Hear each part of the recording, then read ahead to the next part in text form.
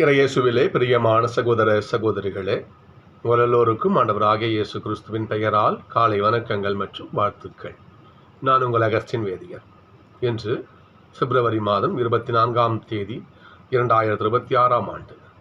ஆண்டவரின் மடியில் 5 நிமிடங்கள். சகோதர சகோதரிகளே, நான் வேதியராக பணியாற்றிய அந்த காலகட்டத்தில் என்னுடைய புதுவை கடலூர் மறை மாவட்டத்தில் அன்பிய பணிக்குழுவில் சிறிது காலம் பணியாற்றினேன். அப்போ அந்த அன்பிய பணிக்குழுவுக்கு அவர் தந்தை மரிய ஜோசப் அவர்கள் இயக்குனர் தந்தையாக இருந்தார். அப்போ நாங்கள் எல்லா பங்குகளுக்கும் போவோம், எல்லா மறை வட்டங்களுக்கும் போவோம். போயிட்டு அங்கே அன்பிய பயிற்சி கொடுப்போம். மக்களுக்கெல்லாம் அன்பியத்தில் ஆர்வத்தை நாங்கள் அதிகப்படுத்துவோம். அவ்வாறாக ஒரு மறைவட்டத்துக்கு போனோம்.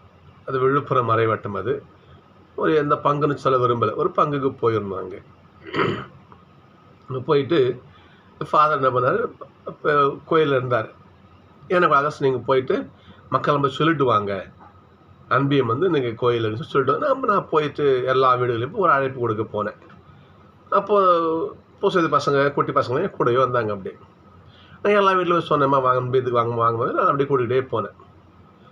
அப்போது ஒரு வீட்டுக்கு போகும்பொழுது பூசதி பையன் சட்டையை பிடிச்சி இழுத்தான்.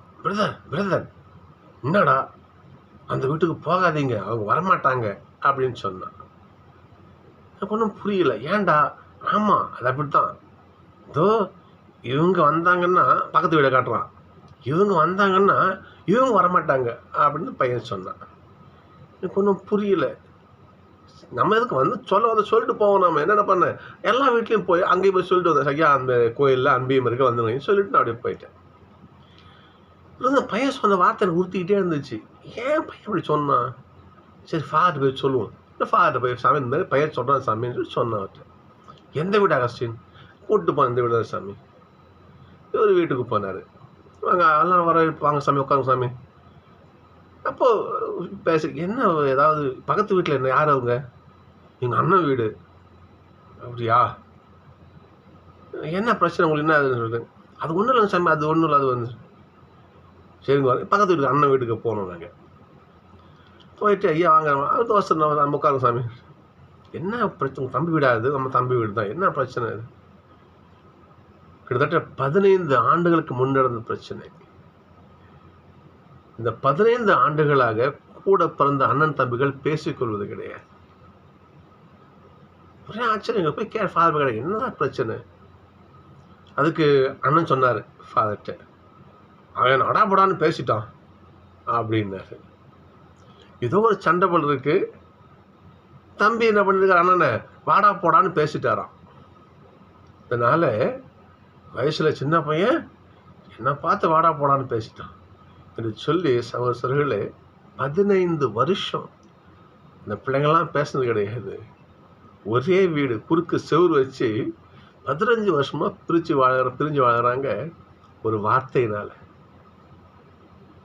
அப்புறம் தம்பி எப்பா இங்கே வா, நான் வரமாட்டேன், அந்த தம்பி மரணம் பிடிச்சாரு, இருந்தாலும் ஃபாதர் நான் சொல்கிறேன், நீ வா என்ன கூப்பிட்டு வந்தார். என்ன பிரச்சனை? இவன் தான் சொன்னான் என்ன அப்படின்னு. ஏமா அப்படி சொன்னேன்? இது மாதிரி ஏதோ நான் கோவத்தை சொல்லிட்டேன், அதுக்கு நீங்கள் பேசாமல் இருவியா? தம்பிக்காரருக்கு அந்த இலகிய மனம் உண்டு, அண்ணன் தான் கோவம் தாங்கலை. அப்புறம் 2 பேரும் பேசி சரி வாங்க உட்காருங்க சமாதானப்படுத்தி சகோதரர்களே 15 ஆண்டு கால பகை அந்த அன்பி அதனால் ஒரு இணைந்தது. இதில் முக்கியமான விஷயம் கண்டுபிடிக்கணும். அந்த வார்த்தை எந்த அளவுக்கு ஒரு மனுஷனை காயப்படுத்தியிருந்தா 15 வருஷம் பிரிஞ்சு பேசி பார்ப்போம். வார்த்தைக்கு அவ்வளோ வலிமை உண்டா? சிந்திச்சு பார்க்கணும். அந்த வார்த்தைக்கு அப்படிப்பட்ட சக்தி உண்டா? மனுஷன் பேசுகிற வார்த்தைக்கு உண்டு. வள்ளுவர் சொல்லுவார், தீயினால் சுட்ட புண் உள்ளாரும். தீயினால் நெருப்பால் ஒரு சூடு வச்சா கூட அது அவ்வளோ சீக்கிரம் ஆறிடும், ஒரு காலத்துக்கு ஆறிடும். தீயினால் சுட்ட புண் உள்ளாரும், ஆறாதே, ஆறவே ஆறாது. ஏது தெரியுமா? நாவினால் சுட்டவடு. ஒருத்தனை மனநோக்க பேசுகிற அந்த சொல் உண்டாக்குன காயம் இருக்குது பார்த்தீங்களா, அது ஆறாதுன்னு சொல்லுவேன். அப்போ அந்த வார்த்தைக்கு சொல்லுக்கு அவ்வளோ வலிமை உண்டு. மனுஷனுடைய வார்த்தைக்கு அவ்வளோ வலிமைன்னு சொன்னால் கடவுளுடைய வார்த்தைக்கு எவ்வளோ சக்தி இருக்கு யோசிச்சு பாருங்க பாப்போம். அந்த வார்த்தை தான் இந்த உலகத்தையே நிர்மாணித்தது, உலகத்தையே உருவாக்கியது. கடவுள் தன் வார்த்தையால் இவ்வுலகை ஒவ்வொன்றையும் படைத்தார். கடலை உண்டாக்கினார், தரையை உண்டாக்கினார், நிலவை உண்டாக்கினார், இந்த நீர்த்தழை, செடி கொடிகள், பறவைகள் அனைத்தையும் என்ன பண்ணாரு? தன் வார்த்தையால் உண்டாக்கினார். சகோதரர்களே, ஆதியாகமத்திற்கு மிகப்பெரிய வரலாறே உண்டு, மிகப்பெரிய பேக்ரவுண்ட் உண்டு, பின்னணி பின்புலம் உண்டு. அந்த ஆதியாகமத்தை எழுதிய ஆசிரியர் பாபிலோன், அது முதல் 2ஆம் இசைய காலத்தில் வாழ்ந்தவராக இருக்கணும். பாபிலோன் அடிமைத்தனத்துக்கு பிறகு அந்த நூல் எழுதப்பட்டிருக்கணும். அதில் அது நிறைய பெரிய கதை, அது பைபிள் படிக்கணும், அதுக்கு விவிலியத்தினுடைய நிறையா அப்போ தான் புரிஞ்சுக்க முடியும். ஒரு சின்ன விஷயம் தான் சொல்கிறேன். பாபிலோனுடைய கடவுள் ஒரு தேவதை, அந்த தியாமத்னு சொல்லுவாங்க. இந்த தியாமத் கடவுள் இந்த உலகை எப்படி உருவாக்குச்சு ஒன்று வர ஒரு பாபிலோனுடைய கதை உண்டு. எப்படின்னா, ஒரு பெரிய அரக்கன் இருந்தானா. இந்த அரக்கன் கூட இந்த தேவதை சண்டை போட்டாலாம். சண்டை போட்டு இந்த அரக்கனை கொன்று அவனுடைய அந்த அரக்கனை துண்டு துண்டாக வெட்டி அப்படி சதை பிண்ட குவியலாக மாற்றினாராம் இந்த தேவதை. மாற்றி அந்த சதை பிண்டத்தை ஒவ்வொரு ஒரு கை தூக்கி அப்படி விசிறிய தூக்கி போட்டு, இது நிலா, இன்னொரு ஒரு உடல் உறுப்பை தூக்கி போட்டு, இது இவ்வாறாக சொல்லி இவ்வாறாக செய்து மன்னிக்கணும் செய்து அந்த உலகை உண்டாக்க என்பது ஒரு தியாமத்துங்கிற பெண் தேவதனுடைய ஒரு கதை. அது உலகை உருவாக்கிய கதை. இந்த ஆதியாகம ஆசிரியர் அந்த படைப்பு முதல் 3 அதிகாரங்கள், இந்த படைப்பின் ஆசிரியர் சொல்ற பாருங்க பார்ப்போம். உங்களுடைய கடவுள், உங்களுடைய தேவதை ஒரு செயலை செய்து இந்த உலகத்தை நிர்மாணித்தார், படைத்தார். ஆனால் எங்களுடைய கடவுள் யாவே வார்த்தையாலேயே படைத்தார். உங்கள் கடவுளை விட எங்கள் யாவை ஆண்டவர் மகத்துவம் மிக்கது என்பது என்ன பண்றாரு? வார்த்தையால் ஆண்ட உலகத்தை படைத்தார்னு அங்கே ஆதியாகமம் சொல்லப்படுகிறது. அவருடைய வார்த்தைக்கு எவ்வளவு வலிமை யோசிச்சு வருங்க பார்ப்போம். இன்றைக்கு மைய வசனமா தான் இன்னைக்கு, சரிங்களா? இன்னைக்கு எசையா வாசம் மைய வாசம் பாருங்க பார்ப்போம். இன்னைக்கு வாசிக்கிறேன் பாருங்க. என் வாக்கு என் விருப்பத்தை செயல்படுத்தும். அவருடைய வார்த்தை, கடவுளுடைய வார்த்தை, அந்த வார்த்தை எதற்காக அவர் வாயிலிருந்து புறப்பட்டதோ அதை செய்யாமல் திரும்பாது.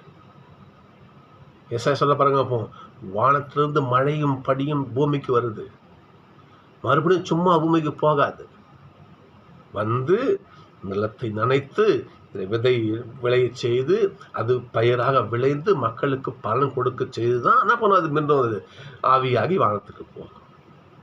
சகோதரர்களே, வார்த்தைக்கு அவ்வளவு மதிப்பு உண்டு. நிறைய பேசும்போது என்ன பண்ணும், வார்த்தைகளை மிகவும் அளந்து சரியா பேசணும். வார்த்தை இரு பக்கமும் கருக்கும் கூர்மையானது, 2 பக்கமும் காயப்படுத்தும். அதனால வார்த்தைகளை ஜாக்கிரதையா பேச பழகிக்கொள்ள வேண்டும். இந்த தவ காலத்துல யாரை மனம் புண்படும்படியும் பேச வேண்டாமே. இன்னொன்று தோணுது, இப்ப யாருங்க பேசுறா சொல்லுங்க பார்ப்போம். இப்பெல்லாம் பேச்சு எவ்வளோ குறைஞ்சி வச்சு. இந்த விஞ்ஞானம் முன்னேற பேசுறதே குறைஞ்சி போச்சுங்க. இப்போ முன்னெல்லாம் பார்க்கலாமா, ஒரு வீட்டில் விசேஷம் வச்சிங்களேன், போய் 4 பேரை கூப்பிட்டு பேசுவாங்க. எப்போ அந்த மாதிரி விசேஷம் வச்சுக்கணும், என்ன பண்ணதோ கலந்து பேசு. எப்போ அப்படி இல்லை, வாட்ஸ்அப் ஃபோன், அப்படியே உண்மையாக இல்லையா, பேச்சு எவ்வளோ குறைஞ்சி வச்சு பாருங்க. சகோதரர்களே, வார்த்தைக்கு மதிப்பு உண்டு. ஏசப் சொல்ற பாருங்க பார்ப்போம். வார்த்தையை நீ அடுக்கிக்கிட்டே போறதா ஜபம் கேட்கப்படாது. ஒரு சிறு வார்த்தைக்கும் ஆழமான சக்தி உண்டு. அந்த வார்த்தையை நம்பிக்கையோட கேளு. நீ அப்பான்னு கூப்பிட்டு பாரு அவரை. அந்த 3 எழுத்துக்கு மகிமை பாரு. உள்ளாந்த அன்போடு ஆண்டவரை அப்பான்னு அடைச்ச அவருக்கு தெரியும், எப்பா என் பிள்ளை என்னை கூப்பிடுறான், ஏதோ என் பிள்ளைக்கு தேவை, உப்பா ஓடி வருவேன். நீ அடுக்கிக்கிட்டே போக்காது. சகோதரர்களே, எனவே நாம் ஜெபிக்கின்ற பொழுது அடுக்க வேண்டாம். உள்ளாத பாஸ்தர் ஒரு வார்த்தை சொன்னாலும் அந்த வார்த்தை வலிமையான வார்த்தையாக இருக்கும். சகோதரர்களே, நல்ல வார்த்தைகளை பேசுவோம், நல்ல சொற்களை பேசுவோம். இதனால் கடவுளுக்கும் மனிதருக்கும் உகந்த பிள்ளைகளாக மாற முயற்சி செய்வோம். வார்த்தை மிக மிக வலிமையுள்ளது. பிரார்த்தனை.